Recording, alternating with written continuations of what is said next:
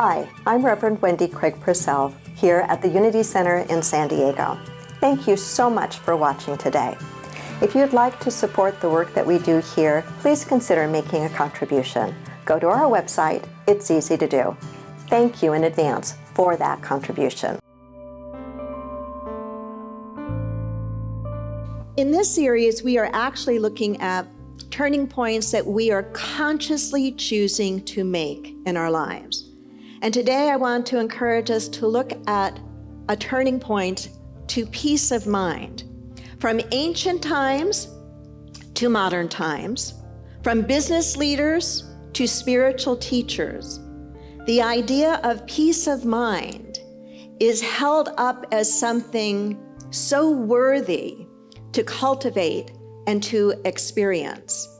I think it is absolutely true of us today that we hunger for that internal quality of peacefulness. Don't take anything personally.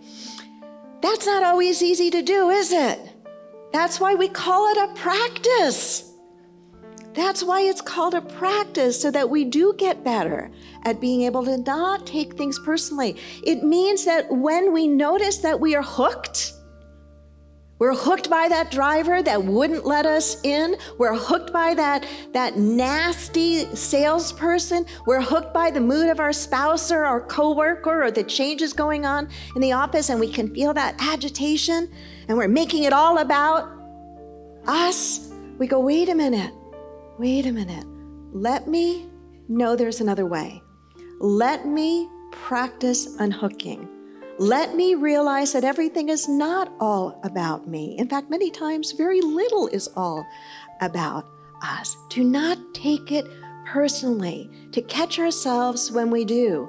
And when we catch ourselves, to go, hey, wait a minute, nothing is perfect, nothing is permanent, and this isn't personal either. So breathe into that. This too shall pass. Is there anything that you're dealing with in your life right now that's difficult for you? Maybe nod your head. Maybe it's not even in your personal life. Maybe it's just when you look out at where we are in our country right now, where we are in the world right now. We're not the only place that's experiencing a lot of anger and hatred and division. And maybe that's where you feel your frustration or your sadness or your anger or your fear. To hold on and to hold on to your own internal peace of mind, to remind yourself this too shall pass. To go back to the 3 ideas that I shared with you from Ruth King's book, Mindful of Race. It's not personal. It's not perfect.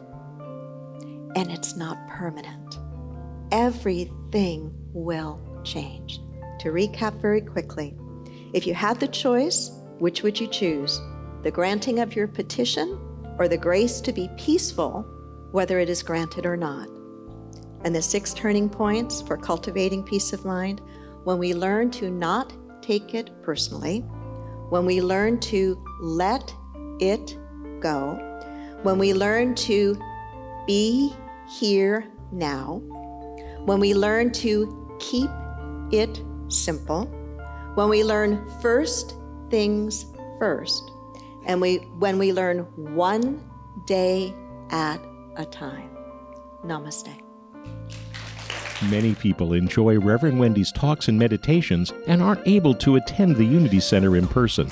If you're part of our extended family from around the world and would like to help support the Unity Center, please go to our website or download our free app, which offers even more ways to connect with the Unity Center.